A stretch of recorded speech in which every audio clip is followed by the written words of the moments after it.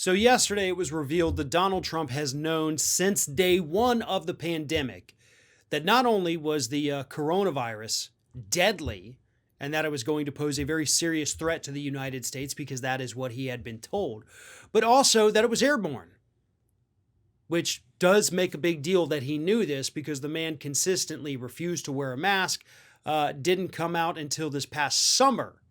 You know, we're 3 or 4 months into the pandemic and he finally says, yeah, maybe you should wear a mask if you want to. He has encouraged people at his rallies, including the one at Wisconsin just a few days ago, to take their masks off, to not wear them. Oh, I'm sorry, there was North Carolina, not Wisconsin. Nevertheless, the man knew, and now we know because Bob Woodward, the guy that took down Nixon, has the audio, and the audio has been released. We can all hear it. There is no question that this is what happened, even though Fox News is trying to tell us that, hey, no, it's not exactly what you think it is. There is no excuse. There is no cover-up. There is no way to explain your way out of it. The president knew. The president lied to us, and 190,000 Americans are dead because of his lies. 190,000 dead because of his lies. We had 4 dead in Benghazi, and we went through 4 or 5 years of hearings and investigations and conspiracy theories for it, but 190 from COVID after Trump lied to us. No, that's totally cool, right? So yesterday, after this news came out, Donald Trump came out and confirmed that what we heard on the audio was true. He actually finally admitted it. Yeah, this is the way it happened, but that doesn't mean that Woodward is not, by the way, according to Trump, orchestrating a political hit job against him. That's what he said.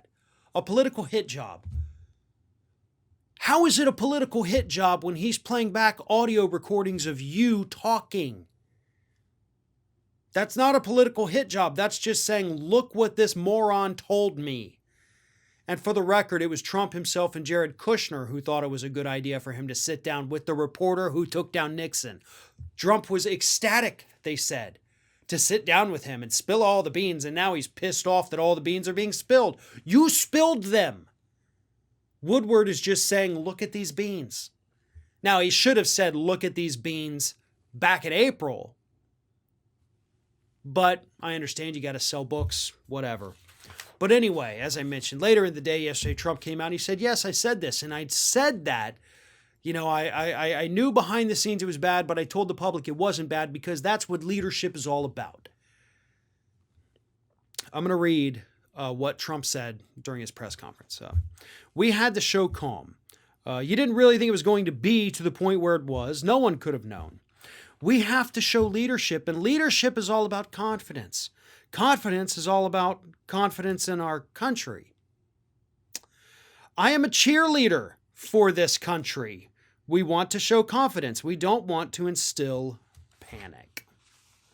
Now, to a degree, I understand about that you don't want to cause mass panic because we already had mass panic. You know, we had the people going out and stockpiling toilet paper and other canned goods and hand sanitizers and things like that. Most of the people stockpiling that crap to try to resell it for 1,000 times more than what they paid for it, and they got popped for it. Good. But other than that, you could have been honest with the people. You could have told them from day one, listen, there's this virus. It is airborne. Tell you what you're going to do. You're going to slap on a face mask, and you're going to go about your lives. Wash your hands a little bit more than you usually do, and make sure you do not touch your face. We're going to get through this. We can significantly reduce the amount of people, the number of people who catch this thing. Put a mask on, stay 6 feet apart when possible, but make sure you have that mask. This thing will blow right over us for the most part if we do what I'm telling you to do. And then you walk away from the podium. That's the press conference you had to give. That is all you had to do. But you refuse to do that because, as you say, you're a cheerleader for this country. Well, guess what? The country doesn't need a cheerleader. We need a coach. You know, if we're going to stick with the sports metaphors, let's stick with the sports metaphors, right? We don't want someone sitting in the White House who's just going, rah, rah, America's great. Woohoo, yeah. No.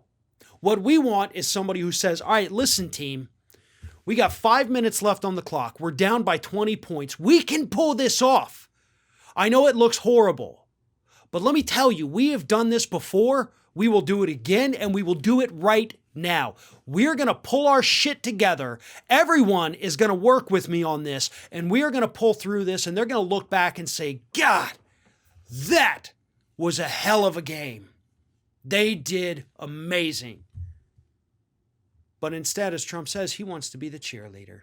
He wants to be the one on the sidelines, getting people amped up and jazzed up. And sure, there's a place for that in the United States. But the place for that is not the Oval Office. That's where we need the coach. That's where we need the leader. Lying to us repeatedly, every day, for months. That's not a show of strength, as Trump called it yesterday. That's not leadership. That is cowardice. And that is exactly what we have with Donald Trump.